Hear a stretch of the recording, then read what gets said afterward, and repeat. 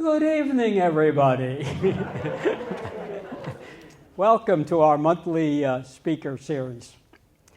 It's my pleasure to introduce my neighbor and your fellow Tide Point member, John Norlander. Little background, John was born and raised in Chicago, Illinois area. He graduated Cornell University, School of Hotel Administration. After a time as a Navy lieutenant, John went to work for the Hilton Hotel Corporation, where he worked from 1956 until 1975, or 19 years from a trainee to when he joined Radisson Hotel as executive vice president. John worked for Carlson Companies, that's the owner of Radisson, until his retirement as chief executive officer of Radisson in 1997. I should mention that when John joined Carlson, Radisson had 9 hotels.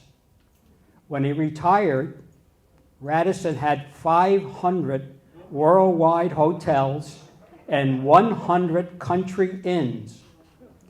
By the way, John started Regent 7 Seas Cruise Line. Now we have the opportunity to hear John Norlander tell us about his amazing career in the hospitality industry. Please welcome our fellow Tide Pointer, John Norlander. Thank you, Lee. I don't know, we got to do with this. Get in here. Joy. Thank you. I'm going to have to sit down tonight, unfortunately. All right.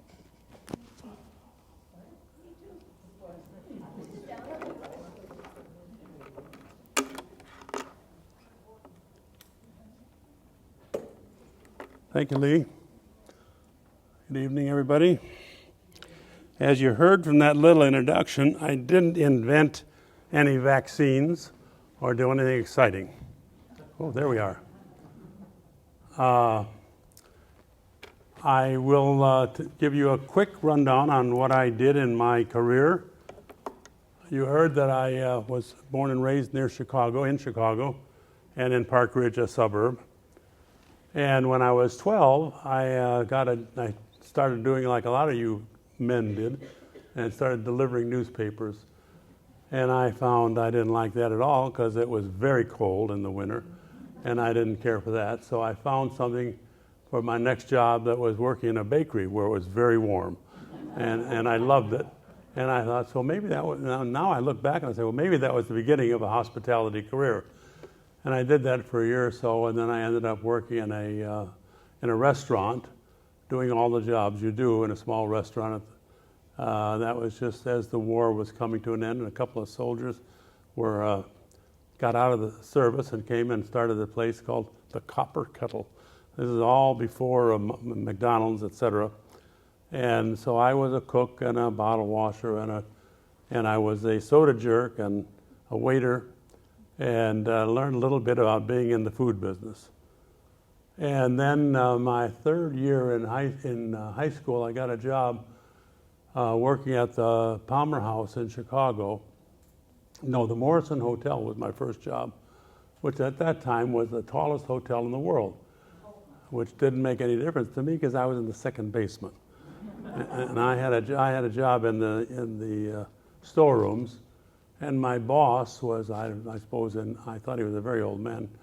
I don't think he was as old as I am now, but he was probably in his 60s. And he didn't know how to read or write, but he was running a very good storeroom. And I have to say, he taught me a lot of stuff that I used my entire career. I mean, just basic things about how to be careful when you're in charge of a storeroom. And one of the things that I always remembered, and some of the managers that worked for me in later years were wondering why I was doing that, but he told me I should go out into the truck when they were delivering the lobsters. And he said, while the driver is inside putting the lobsters into the cooler, he said, go out and take a check and see what's under his front seat. And I would say 1 out of 5 times you'd find there were lobsters there that we were paying for. And that was an early lesson that not everybody is 100% honest. And you run across that. And not only in my business. And then the next summer I had a job in another hotel in Chicago, the Palmer House. I think still one of the world's great hotels, although it's closed at the moment. And I've been told that it may be going out of business, and I'm not sure, but it was a wonderful hotel at the time. And I worked nights there, which is a very